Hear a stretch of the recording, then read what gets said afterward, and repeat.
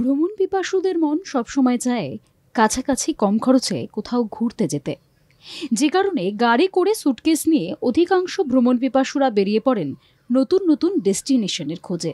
ভ্রমণ প্রিয় বাঙালিদের মতে পাহাড়, জল, জঙ্গল এই সব কিছু দেখা পাওয়ার সেরা গন্তব্য পাহাড়ের রানী দার্জিলিং ছাড়া আর কি হতে পারে।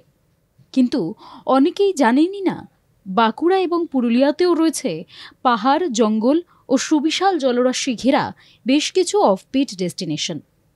লাল পলাশের দেশ পুরুলিয়ায় যেমন রয়েছে ঝর্ণা, অযোধ্যার পাহাড়, জঙ্গলে ঘেরা প্রাকৃতিক দৃশ্যের শোভা, ঠিক তেমনই রয়েছে দুর্গাডিহি ইকো ট্যুরিজম। কংসাবতী ড্যামের একাংশ দুর্গাডিহি নামে পরিচিত। ড্যামের এক পাশ মুকুটমণিপুর ও অন্য পাশ দুর্গাডিহি।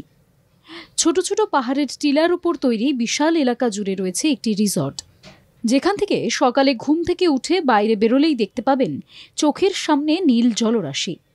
দূর দূরান্ত পর্যন্ত কেবল আপনার চোখে ভাসবে এই জলরাশি।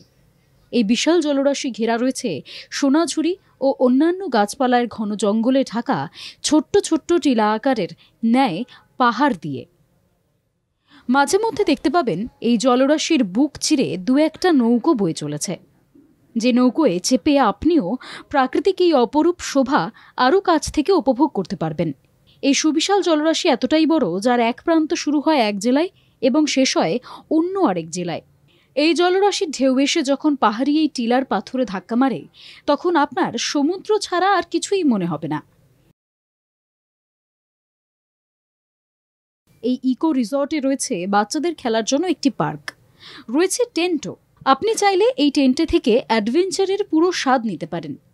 এছাড়াও রয়েছে বহু বসার জায়গা, যেখান থেকে বিকেলের কমলা রঙের সূর্যের আভা যখন আপনি দেখবেন এই পাহাড়ি টিলার ফাঁক থেকে, তখন আপনার মনে হবে যেন এক টুকরো স্বর্গসুখ উপভোগ করছেন।